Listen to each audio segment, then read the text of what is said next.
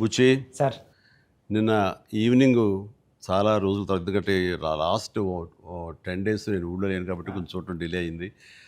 And వచ్చిన తర్వాత నిన్న వేయించుకొని చూసిన తర్వాత ఇది సినిమా కాదు, ఒక జీవితంలో డౌన్ ట్రాడన్ పీపుల్ వాళ్ళ సఫరింగ్ని ఒక జర్నీలా చేయించావు. సార్. మాకు పెద్ద ప్రపంచాన్ని చూపించినట్లుగా అనిపించింది నేను చూస్తున్నసేపు. చూసిన తర్వాత కోలుకోవడానికి, తేరుకోవడానికి సార్. అది చాలా నిద్రలో కూడా అదే ఆలోచనలు, అదే విజువల్స్ అవి కనబడుతున్నాయి. అంటే అంత డీప్ ఇంపాక్ట్ ఇవ్వగలిగావు. అండ్ నీ ఆలోచన కానీ, నీ మస్తిష్కంలో నుంచి బయటకు వెలువడిన ఆ కథాంశం కానీ అంత డీప్ ఇంటూ అవర్ హార్ట్స్ అది టచ్ చేసింది. అంటే దాని ఇంటెన్సిటీ, ఆ కథ ఆనెస్టీ, ఆ కథ నిజాయితీ, దాన్ని క్రియేట్ చేసిన నువ్వు కానీ, దాన్ని ప్రజెంట్ చేసినటువంటి విధానం కానీ, అండ్ ఫస్ట్ ఆఫ్ ఆల్ నీకు నేను మనస్ఫూర్తిగా నా అభినందనలు తెలియజేస్తాను. అంటే అది ఒక ఊరి సమస్యగా మొదలైన పోను పోను పోను అది యూనివర్సల్ అయిపోయింది. అది నేషనల్ లెవెల్కి వెళ్ళిపోయి మన భారతదేశం యొక్క ఆవశ్యకత ఏంటి, దాని ప్రభుత్వాలు ఈ స్పోర్ట్స్ పర్సన్స్ని ఎంకరేజ్ చేయటంలో వాళ్ళ బాధ్యత ఏంటి అని తెలియచెప్పినటువంటి ఇది. అయితే నువ్వు తీసుకున్న కథాంశం 89లో కాబట్టి నిజంగా పరిస్థితి చాలా దారుణంగా ఉండేది. నువ్వు చెప్పిన ఈ ప్రయత్నం డెఫినెట్లీ అందరిలోనూ ఆలోచింప చేస్తాను అనిపించింది నాకు. అది చాలా మంచి ప్రయత్నం. ఒక సోషల్ మెసేజ్, ఒక దేశానికి సంబంధించి ఒక అవేర్నెస్ కానీ, మరింత సమాయత్తం చేయటం కానీ, ఇవన్నీ కూడా ఈ సినిమా ద్వారా బాగా చెప్పావు అనిపించింది. అండ్ ఈ సినిమాలు ఇంకా నాకు నచ్చిన అంశాలు ఉంటే కనుక చెప్పాల్సి వస్తే నువ్వు, రామ్ చరణ్ అండ్ ఏఆర్ రెహమాన్ గారు, అలాగే లిరిక్స్ అందించినటువంటి అనంత శ్రీరామ్, అట్లాగే ఎడిటర్ నవీన్ నూలి, ఇంకా ఫైట్ మాస్టర్, స్టంట్ కోరియోగ్రాఫర్గా అనుకోవచ్చు మనం. ఈ కుస్తీలు, ఈ రెజ్లింగ్లు వీటిని మీకు స్పెషల్గా శ్యామ్ కౌశల్ గారు ఆయన్ని, నభాకాంత్ ఎగ్జిక్యూట్ చేసే ఫైట్ మాస్టర్గా ఆయన్ని, అండ్ జానీ మాస్టర్ కోరియోగ్రఫీ, ఇక వీటన్నిటి ఆర్ట్ డైరెక్టర్ రత్నవేలు గారు, ఇలాంటి వాళ్ళందరి కలయికతోటి, వాళ్ళ ఇన్పుట్స్ తోటి అండ్ వాళ్ళ ప్రయత్నాలతోటి అత్యద్భుతంగా రూపుదిద్దుకుంది. ఇది ఒక కళాత్మకంగా వచ్చిందని చెప్పొచ్చు. And it's a timely film. And చరణ్కి ఆర్టిస్టుల పరంగా వస్తే కనుక చరణ్ అయితేనేమి, జగపతి బాబు అండ్ శివరాజ్ కుమార్, ఫెంటాస్టిక్ శివరాజ్ కుమార్, బొమ్మని రాణి, అలాగే అబ్బాయి దివ్యేందర్ కొత్త విలన్గా కానీ ప్రతిదీ చాలా ఫ్రెష్గా ఉన్నారు, కొత్తగా ఉంది. ప్రతి ఆర్టిస్టు చిన్నవాళ్ళు అవని, జూనియర్ ఆర్టిస్టులు అవని, బ్యాక్గ్రౌండ్ ఆర్టిస్టులు అవని, వీళ్ళందరూ కూడా ఒక రియల్గా జరుగుతుంది, ఒక ఇన్సిడెంట్, ఒక సంఘటన జరుగుతుంది, ఒక ఊరి కథ, ఒక మట్టి కథ చెప్తున్నాం అనటానికి ఆ మనుషులు కూడా మట్టి మనుషుల్లాగా రస్టిక్గా అది క్రియేట్ చేయటంలోనూ, దాన్ని తెరకెక్కించడంలోనూ నువ్వు, నీతో పాటు నీ టీం మెంబర్స్ అందరూ, నీ క్రూ కానీ, క్యాస్ట్ కానీ అందరూ చాలా బాగా చేయగలిగారు. ఇవన్నీ చేయటానికి వెనకాల వెన్నెముకలా నిలబడ్డ వ్యక్తి సతీష్ కిలార్ గారు. ఆయన దేనికి నెరవలేదు. ఇదివరకంత గతంలో అన్ని సినిమాలకి ఆయన కొంచెం పరోక్షంగా వెనకుండా నడిపించేవాళ్ళు. ఇప్పుడు తెర ముందుకు వచ్చారు బాహాటంగా ప్రొడ్యూసర్గా. కాబట్టి ఆయన ప్రయత్నం కానీ, ఆయన గుండె ధైర్యం కానీ, దీన్ని నీ మీద పెట్టుకున్న నమ్మకం కానీ, కంటెంట్ మీద ఆయనకు ఉన్నటువంటి విశ్వాసం కానీ, ఇవన్నీ కూడా ఈరోజు సఫలీకృతం అయినాయి. అండ్ అవ్వటానికి మీరు అందరూ ఎంత ప్రయత్నాలు చేసినా సరే తెర మీద కనిపించడానికి రామ్ చరణ్ ఎలా చేస్తాడు అనే దాని మీద ఉంటుంది కదా. మీరు అందరూ బాగా నటించాడండి. నిన్న వాళ్ళ అమ్మ అంటుంది బాగా నటించాడు అన్నది కరెక్ట్ సర్టిఫికేట్ కాదు రేఖ, కరెక్ట్ మాట కాదు. జీవించాడు అని అనాలి. నాకు పాత్రలో ఒదిగిపోయాడు అని నాకు అనిపిస్తుంది. నేను యాక్టర్ నాకు తెలుసు. అవతల క్యారెక్టరు ఏడుస్తూ మనల్ని ఏడిపిస్తే కనుక అది నటన. వాడు ఏడవకుండా కళ్ళల్లో ఆ భావం పలుకుతూ చూసే ప్రేక్షకులు ఏడిపించాడంటే వాడు జీవించినట్లు. నేను అక్కడ ఒక క్యారెక్టర్ చూస్తాను తప్ప చరణ్ని చూడలేదు. పెద్ది కనపడుతున్నాను అక్కడ. పెద్ది తను ఏడవకుండా తన భావోద్వేగాల్ని కళ్ళ ద్వారా చూపిస్తున్నాడు తప్ప ముఖవళికల ద్వారా, మజిల్స్ ద్వారా చూపించట్లేదు. అది చరణ్ స్పెషాలిటీ. అందుకని మనం ఎక్కువ ఇన్వాల్వ్ అయిపోతారు.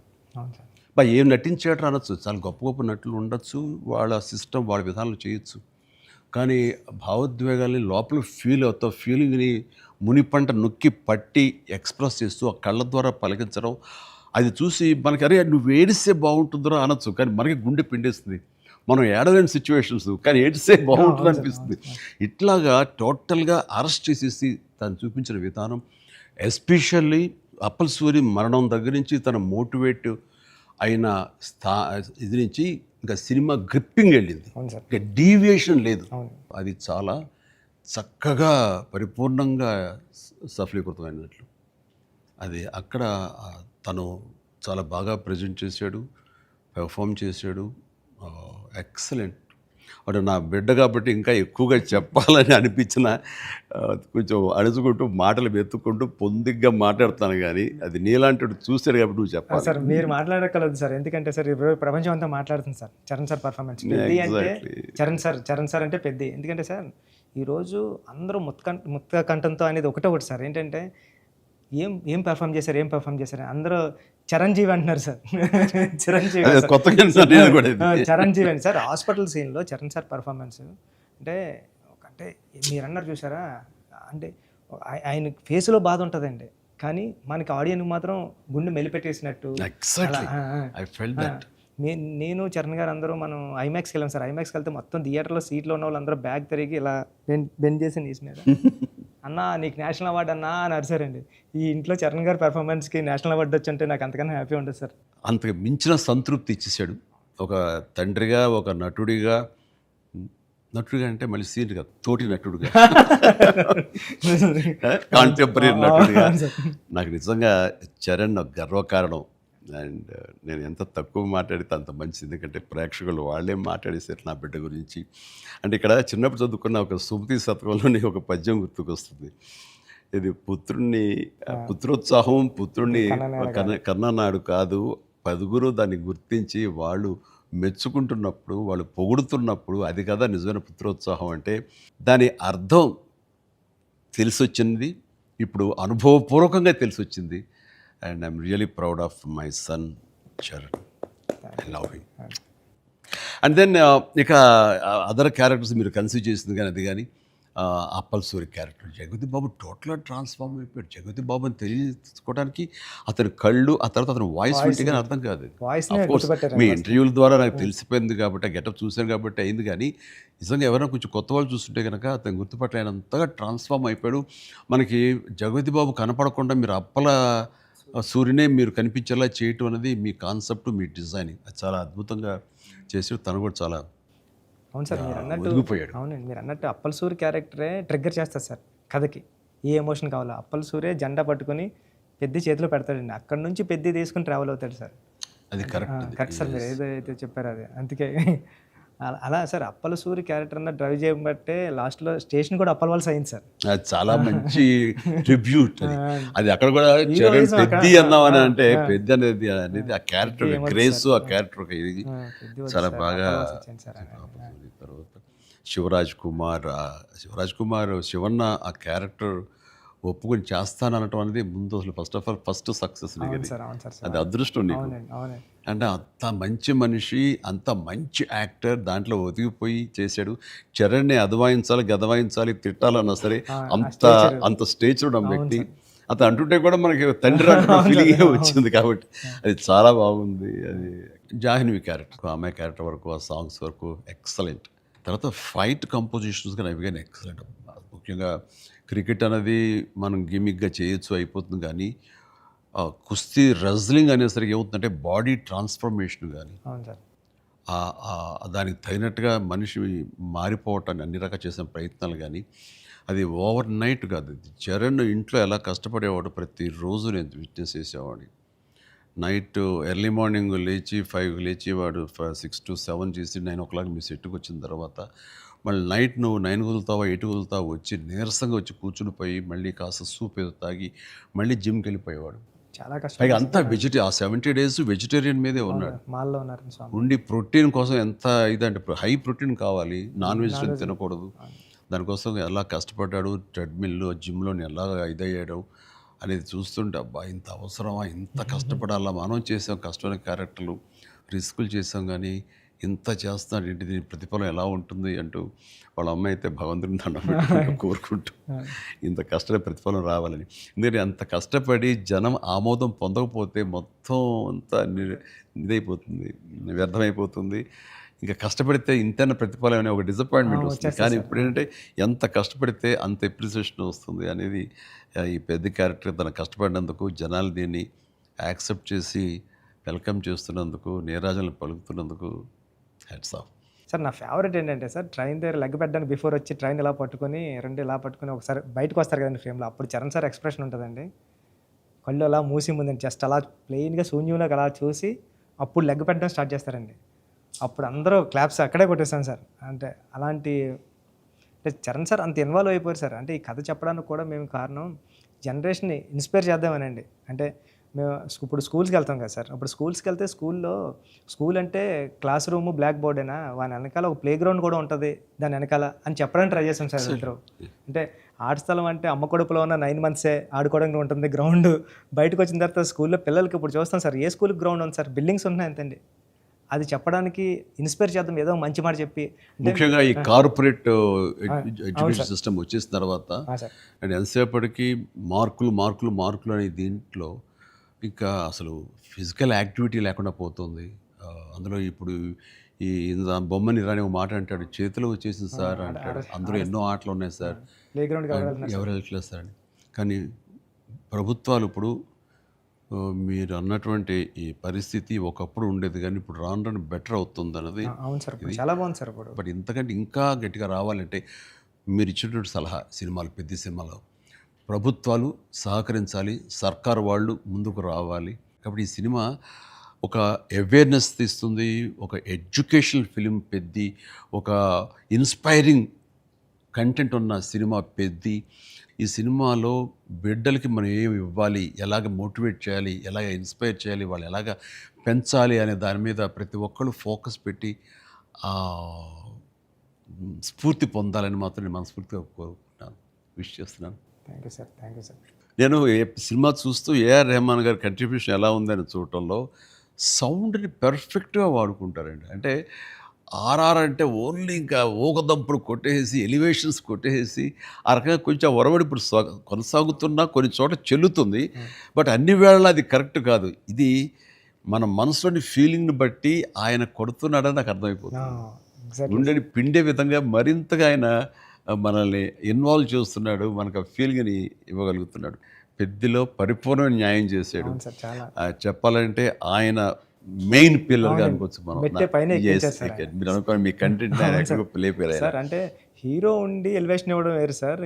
నేనేమనుకున్నాను, చరణ్ గారు లేకుండా చరణ్ గారు స్టాచ్యూ చూపించి ఎలివేషన్ ఇద్దారు అనుకున్నాను సార్. అది అక్కడ కూడా రెహమాన్ గారు అలా లేపారు సార్, లేపారు మామూలు కాదు సార్, చాలా ఉంది.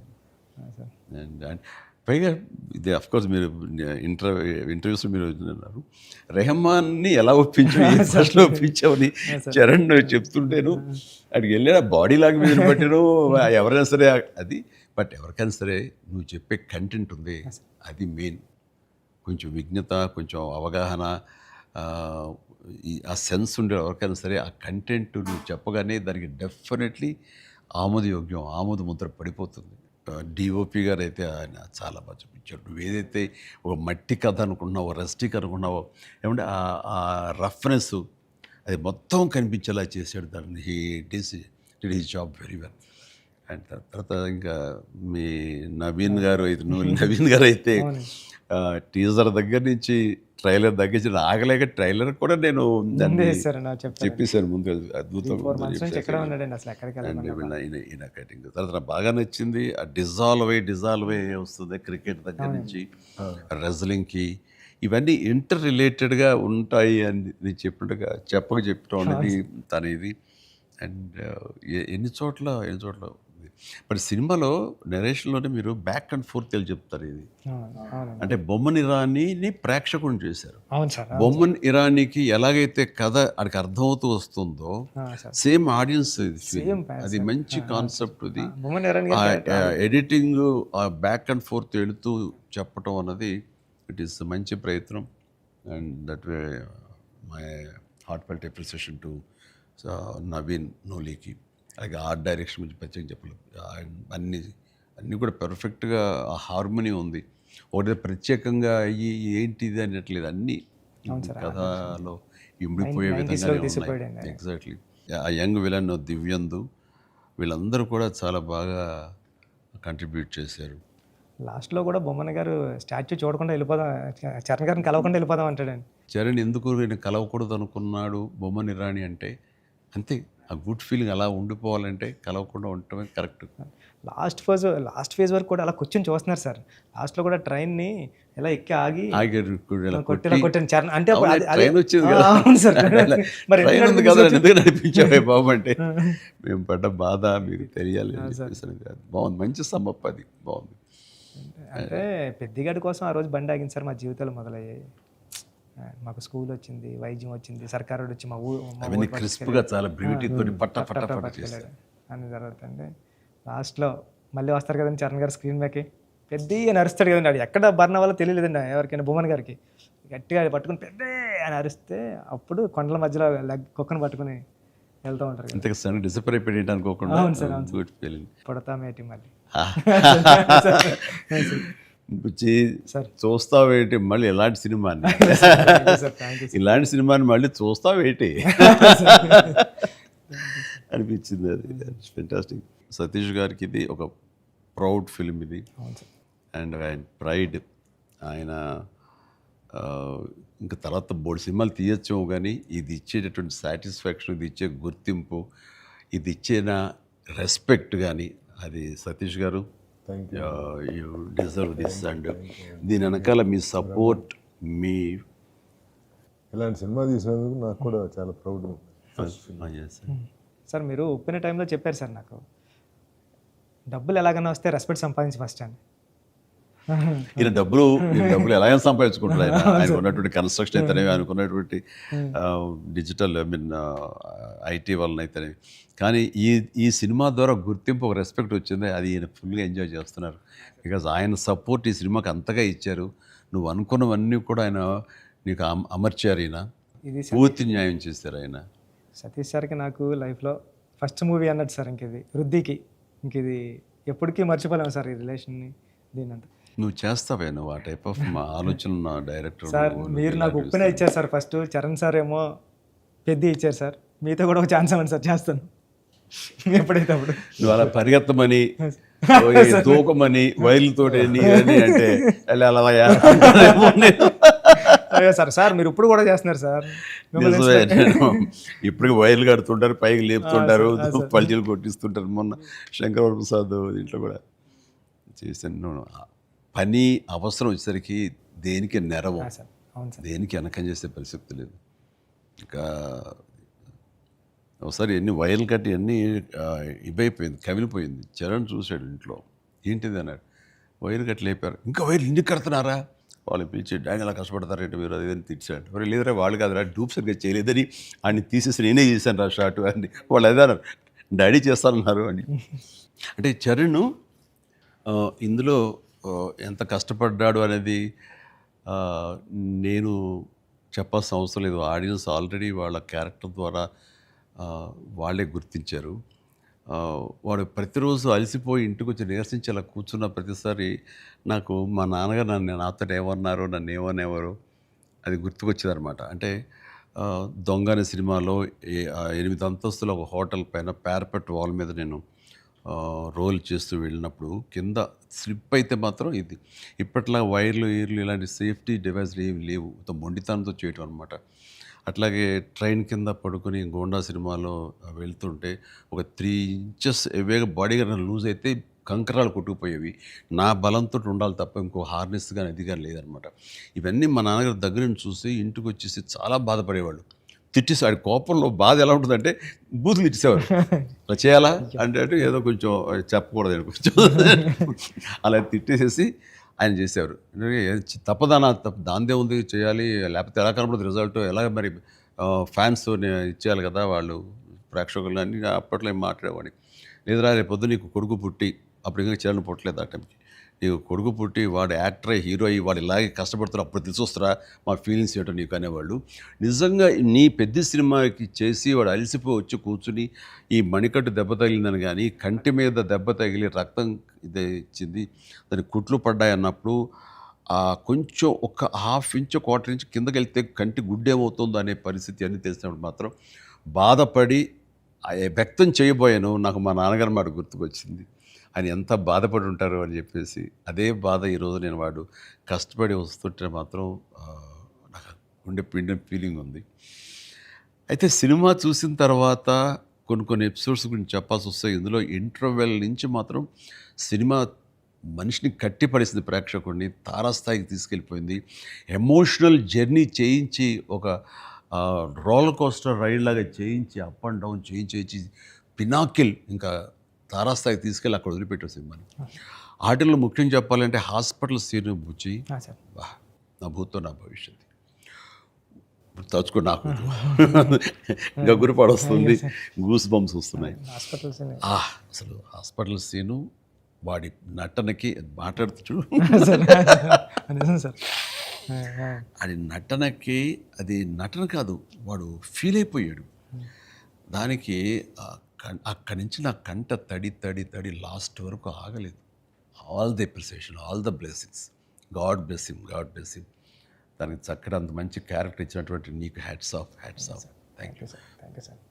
ఒకసారి ఎస్పి బాలసుబ్రహ్మణ్యం ఆయన నువ్వు ఒకప్పుడు ఆపద్బాంధవుడు చేసావు, ఇంకోసారి రుద్రవేణి చేసావు, అలాగే చాలా సినిమాల్లో నీ పెర్ఫార్మెన్స్ అనేది తెలుసు. కానీ ఎక్కువ కమర్షియల్ వైపు వెళ్ళిపోతున్నావు చిరంజీవి. నీలో పొటెన్షియాలిటీ ఉంది. ఎప్పుడో బాలసుబ్రహ్మణ్యం మన కె బాలచంద్ర గారు అన్నది కూడా అతను ప్రస్తావిస్తూ నీలో ఒక కమలాసనం రజనీకాంత్ అందరి కలయిక ఉంది అంటే ఏదో మాట్లాడుతూ రావాలి సినిమాలు అంటే. అలాంటి కంటెంట్ తోటి మన వాళ్ళు వస్తే కనుక ఎందుకు చేయను, చేసే కెపాసిటీ ఉంది, చేయగలను నమ్మకం నాకు ఉంది, రావాలి అంటే నువ్వు చేయలేనిది చూడండి ఏమి లేదు అని అన్నప్పుడు నాకు అవకాశాలు రాని టైంలో హిందీలో ఒక డంగల్, ఒక చెక్దే వచ్చినప్పుడు వాళ్ళ పెర్ఫార్మెన్స్ అది చూసినప్పుడు ఇలాంటి కదా నాకు కావాలని కోరుకున్నాను. కానీ అలాంటి కంటెంట్ తోటి డైరెక్ట్లో వస్తేనే కదా మనకు ఏదైనా ఛాన్స్ అవకాశం ఉండేది. అలాంటి వచ్చినప్పుడు ఆ సినిమాకి ఇప్పుడు ఈ సినిమా కూడా అలాంటి స్పోర్ట్స్ నేపథ్యంలోనే వచ్చింది. ఆ సినిమాల్లో దంగల్ తీసుకుందాం, అది ఫ్యామిలీ ఎమోషన్ అది. అండ్ దోస్ కుస్తీకి సంబంధించిన, రజనీకి సంబంధించిన ఫ్యామిలీ ఆడబిడ్డల వాళ్ళ ఇంటర్నల్ డ్రామా గుండెని కట్టిపడేస్తుంది, పిండేస్తుంది. అండ్ నీ సినిమా ఈ పెద్ద వచ్చేసరికి రస్టిక్ స్పోర్ట్స్ డ్రామా అండ్ అవేర్నెస్ని మోటివేట్ చేస్తూ ఒక రకమైన ఎడ్యుకేటివ్ ఫిలిం ఇది. ప్రతి ఒక్కరికి, ప్రభుత్వాలకి అయితేనేవి, చిన్నపిల్లలకి, తల్లిదండ్రులకి, ప్రేక్షకులకి అందరికీ ఒక అవేర్నెస్ ఆలోచింపచేసే సినిమా ఇది. అందుకని అవి క్లాసిక్ స్పోర్ట్స్ డ్రామాలైనా ఇది రస్టిక్ ఒక గ్రామీణ నేపథ్యంలో ఉండేటటువంటి మట్టి కథ, మట్టి గేమ్స్, మట్టి మనుషుల కథ ఇది. అందునే దీనికి ఎక్కువ లాంజివిటీ ఉంటుంది, దీనికి ఎక్కువ ఆదరణ ఉంటుందని నా భావన. అండ్ దట్ వే ఇలాంటి కథ చరణ్ రావటం అనేది నేను మిస్ అయింది, చరణ్ పొందాడు. కాబట్టి ఆ అవకాశం వచ్చింది కాబట్టి కొంతమంది చిరంజీవిని మించిన వాడు చరణ్ అంటున్నారు, ఒప్పుకుంటున్నారు మనస్ఫూర్తిగా. కానీ ఒక తండ్రిగా గర్వంగా ఉంది, ఒక నటుడిగా కొంచెం కష్టంగా ఒప్పుకోవాల్సి వస్తుంది. చాలా బాగా చేసేవారు చరణ్, లవ్ యూ. గ్రామీణ వాతావరణం ఈ నేపథ్యంలో కథల్లో అఫ్కోర్స్ మీ గురువు గారు సుకుమార్ పెట్టింది పేరు. సుకుమార్ సినిమా రంగస్థలం కానీ ఇప్పుడు ఈ సినిమా ఇది చూసినప్పుడు నాకు అఫ్కోర్స్ నిన్న మొన్న చనిపోయారు, దివంగతులయ్యారు భారతిరాజా గారు. కొద్ది రోజుల క్రితం నేను భారతిరాజా గారు కూడా ఈ బుచ్చి సుకుమార్ లాగానే ఆలోచిస్తారు. ఆయన 16 వైద్యుల దగ్గర నుంచి మొదలు మర్యాద కానీ ఇలాంటి సినిమాలన్నీ, నా ఆరాధన సినిమా ఇవన్నీ కూడా చూస్తాను. నేను డిస్కస్ చేసుకుంటున్నాను.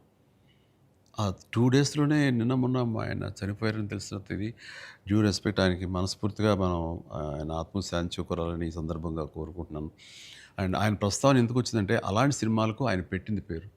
అదే రొమాంటిక్ సినిమాలు అవని, లేకపోతే drama Avani, family drama Avani. And very good, ఆయన గ్రౌండెడ్. అలాగా మళ్ళీ సుకుమార్ గారు మీరు మన తెలుగులో అంత గ్రౌండెడ్ ఫిల్మ్స్ తీస్తుంటారు. మీ ఆలోచన అవి కానీ రస్టిక్గా ఉంటాయి, రూరల్గా ఉంటాయి, గ్రామీణానికి సంబంధించినవి ఉంటాయి. అట్లాగా ఆయన ఆ, ఈ ఈ ఇందులో మనస్ఫూర్తిగా నేను ఇలాంటి ఒక శిష్యుడికి ఇన్స్పైర్ చేసి ఇలాంటి మంచి కథ ఎన్నుకోవడానికి, ఆలోచించుకోవడానికి ఒక కథకుడుగా, ఒక డైరెక్టర్గా ఆ, నువ్వు అతనితో అసోసియేట్ అయ్యి నువ్వు నేర్చుకున్నందుకు, నేను ఇన్స్పైర్ చేసేందుకు, నీలాంటి వ్యక్తిని ఈ పెద్ద ద్వారా మాకు ఇచ్చినందుకు అండ్ మనస్ఫూర్తిగా నీ సందర్భంగా సుకుమార్కి నేను నా అభినందనలు తెలియజేయాలి. సుకుమార్, ఒక మెట్లో మాణిక్యాన్ని ఇచ్చావు. Thank you so much.